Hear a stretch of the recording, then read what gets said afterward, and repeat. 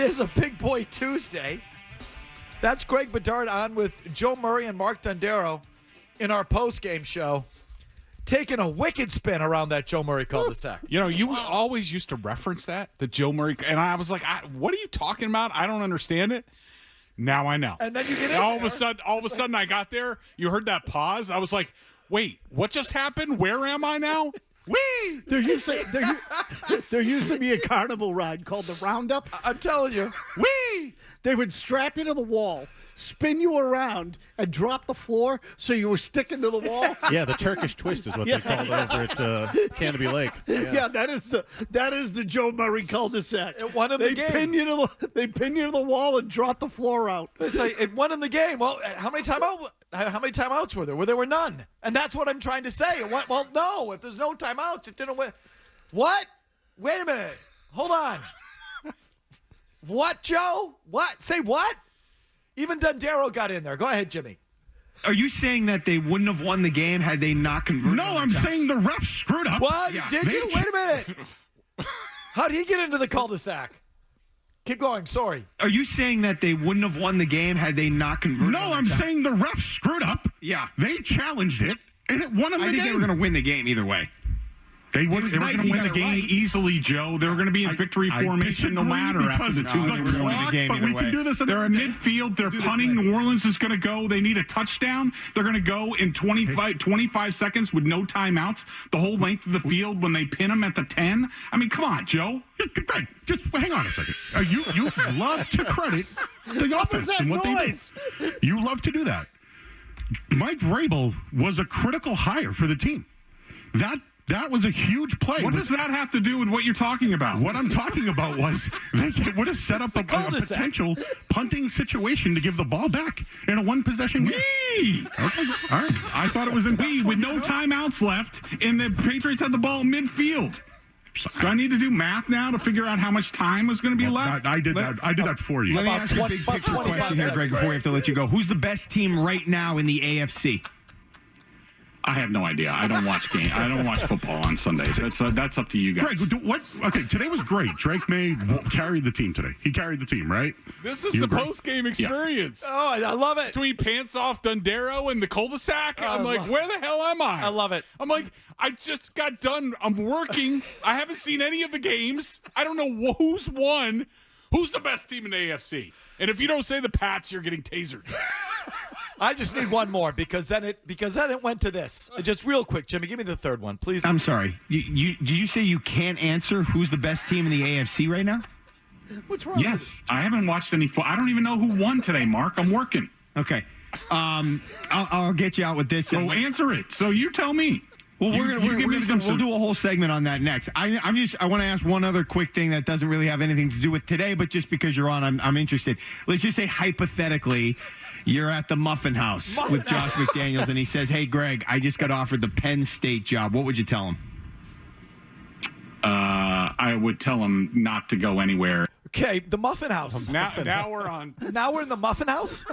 What's the Muffin House? There's one in Medway. No There's one in idea. Medway. Is there a Muffin House? Yeah. And I think there's one in Hopkinton as well. Yep, the Hopkins one's great. So if you run into McDaniels at the Muffin House. There's not one in Westwood. I don't think. I didn't know they had a Muffin House. Me neither. Yeah. Muffin shop. Medway's the original. So great place. Listen, I'm sorry for the digression, but I just yeah. That was now you know. No, now you know. It's a wicked spin. Whee! Around the Joe Murray cul-de-sac. But it does sort of get to a point here that I want to get to with Greg Bedard. It's a Big Boy Tuesday. It's brought to you by the Best Ford in Nashua. Looking for great deals on new Fords? And go to the Best First, Best Ford in Nashua, on the web at thebestford.com. What's the reason for the Patriots' turnaround in current standing, which is, oh, by the way, first place in the AFC East? I have no idea. I don't watch games. I don't watch football on Sundays. I didn't even watch the Patriots on Sunday. I blacked out. And by the way, I just want to say this for the record with my little interaction with Joe. I think he just misspoke. Like, if he just would have said Mike Vrabel ended the game, yeah, of course, he did. I mean, there's no argument. But saying, like, he won the game, like, yes, he got spinning around the cul-de-sac, and that's the experience. I thought the sequence showed good command by no Vrabel question and Stryker, but if he hadn't done it, they would have been punting with about 28 seconds left on the clock. Yeah, and I asked somebody in the NFL who does this for a living, the sort of game management, and I was like, if the Patriots don't win the challenge there, how much time are they punting with? And they said between 40 and 37 seconds. Yeah, it's around there. Okay, but I thought that was an example of Vrabel and Stryker having good command of the game and saving themselves a play or two. Okay, but anyway, what's the reason for their current standing? So, in terms of like almost like a credit pie sort of thing, I would go Vrabel 1. Really? Yeah, for setting the program. I do think some of his coaching, getting involved with Drake Maye, that you wanted from the beginning, has been a factor in terms of him being a leader and being bold and being able to be aggressive at times. I would say next would be Drake Maye. I guess you could couple that. No, we'll just leave Drake Maye by himself. And then I would say Josh McDaniels after that. I think in terms of, they have no running game. They have a highly efficient pass offense. I don't think anybody after week 1 would have thought Drake Maye would be an MVP candidate after week 6.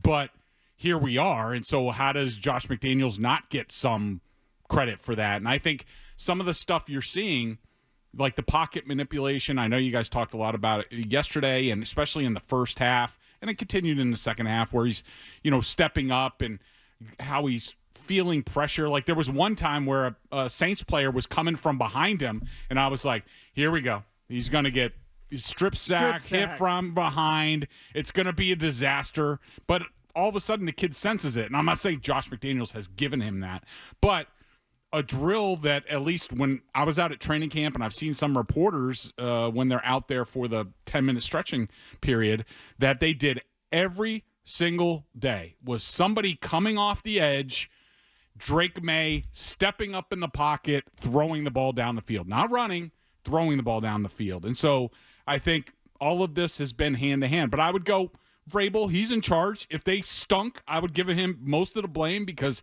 he is the guy. He sets the tone. He's talking to the team every week. I think he had them in the right mindset for Buffalo. I think he had them in the right mindset for the Saints this week. I would expect him to take a little bit of a back seat with it being the Titans. I don't think he needs to say a lot. I think there's a lot of people in that building with a lot to prove in Tennessee. But overall, Vrabel, Maye, and McDaniels. And do you think Vrabel's been most instrumental for Maye's development? No, I think it's been McDaniels. But Vrabel has had a hand in it. I think that, Josh McDaniels knows how to coach up quarterbacks, knows how to put them in the best position to use their skills, whatever they might be. I mean, whatever Cam Newton was when he was here, I think he, at least for a portion of that season, he got the very best that you were going to get out of Cam Newton, and was able to adjust his scheme for Cam Newton. I think he's done that with Drake Maye, and but yeah, I think it's been mostly McDaniels because Drake Maye didn't look like this, didn't play like this last year. He didn't do that in week 1. Now he's here. You say that the Patriots are kind of like the Chiefs Junior at this point. What does that mean?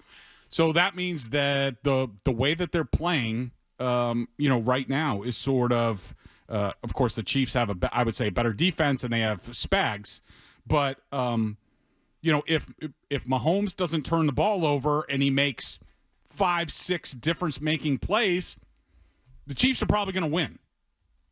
If Drake Maye does that, if he takes care of the ball like he has, and he makes that 4 to 6 plays, elite-level plays, the Patriots are going to win. No matter what's going on with the running game, the defense, Drake Maye is going to lead them to a victory. Does that concern you a little bit that they've become so quarterback-centric overnight? Absolutely. I think that, and we've seen this, whether it's with the Chiefs or, Josh Allen and the Bills, when the run game evaporates, the defense is on the field, and this was another game. I think the Saints, on their first 7 possessions, went into Patriots territory.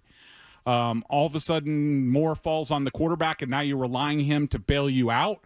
I think bad habits develop. That's when you start getting turnovers. That's when he starts getting hit. yes, I'm worried about that. And even towards the end of this game, in the fourth quarter, I thought there were some plays, obviously not the last one. The back-shouldered booty was tremendous. Great play on both players' parts.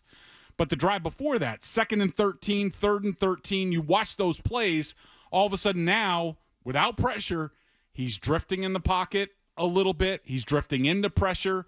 His feet, his shoulders are parallel to the line of scrimmage as he's going. And then now all of a sudden he's erratic to Williams, to Pop Douglas. So the more you ask of him, then the more chances that he's going to revert a little bit. But I don't have huge worries about that right now. Okay, so we're going to talk football with Greg the next couple hours. 617-779-0985. I'll keep going down the list unless you got something, Mazz. No, I don't. You're smirking. What do you got? No, I'm still What's the thinking matter? about the Joe Murray cul-de-sac. I'm serious. Well, What a spin so, that is. so where Joe's coming from, though, is that I think he thinks you don't give Vrabel enough credit. That you put too much on McDaniels, not enough on Vrabel would be my guess is where he's coming from. On that, is that sort of the undercurrent? That's beneath the surface of the Joe Murray cul-de-sac there. Oh, okay. But, like I just said, I'm giving Vrabel most of the credit. And if they just, in the same way, if they were struggling, I would be ripping him, just like I did Gerard Mayo last year or Bill Belichick towards the end. They're in charge.